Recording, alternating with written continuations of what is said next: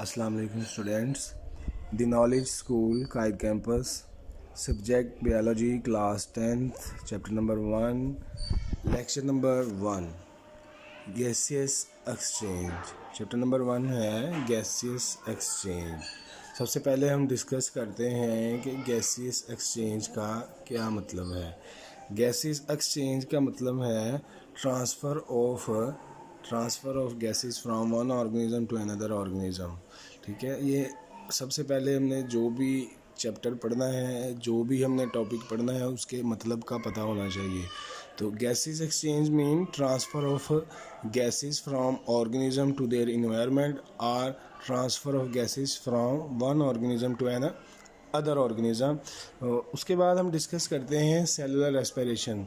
बेटा ये देखें, आपके सामने मैंने ये डेफिनेशन सेपरेट लिखी हुई है. Cellular respiration is a process in which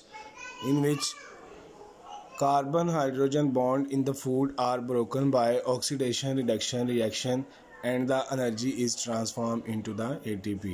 actually यही वो रेस्पिरेशन है जिसके नतीजे में हमारी बॉडी को जो ATP चाहिए वो बनती है.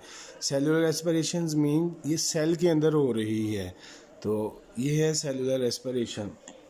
अब आते हैं हम यहाँ पे गैसेस एक्सचेंज.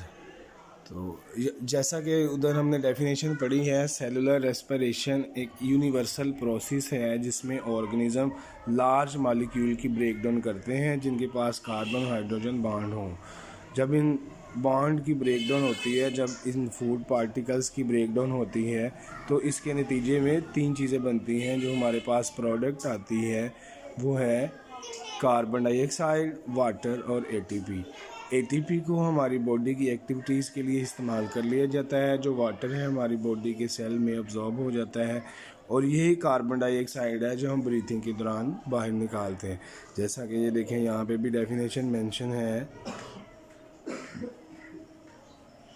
अब आते हैं गैसेस एक्सचेंज. ये यहाँ पे भी मेंशन है definition.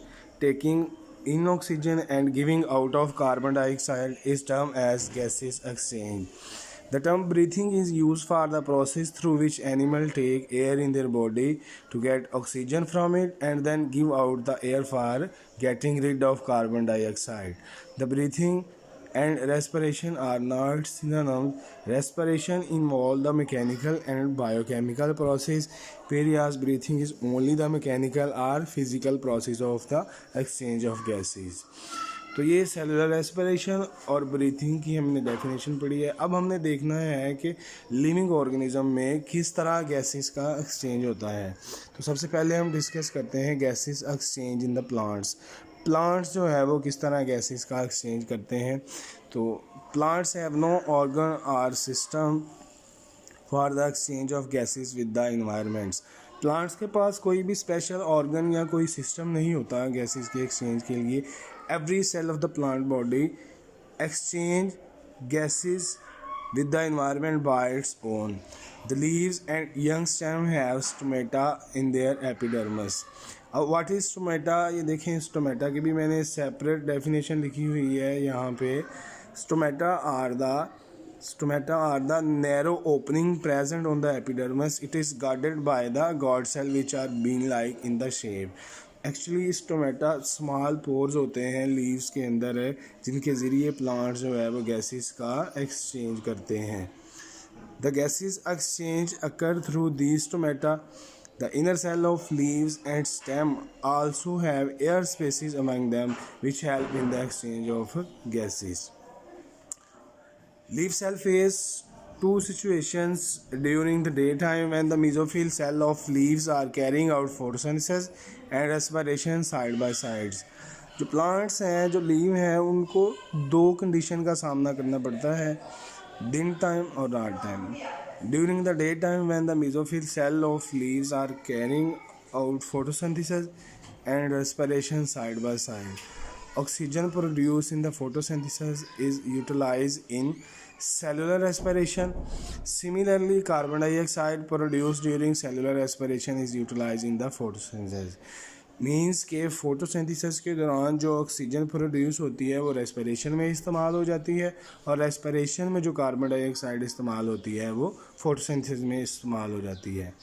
However, during night when there is no photosynthesis occur, the leaf cell gets oxygen from the environment and release carbon dioxide through the stomata. तो लेकिन रात के वक्त ये प्रोसेस उलट हो जाता है, रात के वक्त फोटोसिंथेसिस नहीं हो रही होती, तो रात के वक्त प्लांट सिर्फ रेस्पिरेशन कर रहे होते हैं। प्लांट को रेस्पिरेशन के लिए ऑक्सीजन चाहिए, जिस तरह एनिमल इन्वायरमेंट से ऑक्सीजन ले रहे होते हैं, इस तरह प्लांट भी रात को ऑक्सीजन ले रहे होते हैं। तो इसलिए कहा जाता है कि रात को दरख्तों के नीचे नहीं सोना चाहिए, क्योंकि ऑक्सीजन की कमी की वजह से जो वहाँ पे दम घुट जाता है, क्योंकि प्लांट्स भी जो है वो ऑक्सीजन ले रहे होते हैं, हम भी ऑक्सीजन ले रहे होते हैं, तो इसलिए उस स्पेसिफिक एरिए में ऑक्सीजन की कमी हो जाती है, जिसकी वजह से दम घुटने की वजह से इंसान की डेथ हो जाती है। अब एक और मेथड तरीका है, in woody stem and mature, ये देखें, in woody stem and mature roots the entire surface is covered by bark which is impervious to gases or water. However, there are certain pore in the layer of bark, these are called lenticel. जिस तरह पहले मैंने आपको definition दिखाई है stomata की, stomata और lenticel का डिफरेंस, ये भी बहुत ही इंपॉर्टेंट शॉर्ट क्वेश्चन है। What are lenticels? These are certain pore in the layer of bark. Bark mean के प्लांट्स की जो ऊपर वाली लेयर है उसमें ये मौजूद होते हैं छोटे छोटे pore. The lenticels allow air to pass through them, gases diffuse in and out of the general surface of the young roots. The gases are found in the soil surrounding the roots. The aquatic, अब आते हैं aquatic plants. aquatic plants का मतलब है कि जो plants water में होते हैं। The aquatic plants gets the oxygen dissolved in water and release carbon dioxide in the water. तो जो plants वाटर में मौजूद होते हैं वो वाटर से ही अपनी ज़रूरियात पूरी करते हैं ऑक्सीजन की, वो वाटर से ही ऑक्सीजन लेते हैं और वाटर में ही कार्बन डाइऑक्साइड रिलीज़ करते हैं।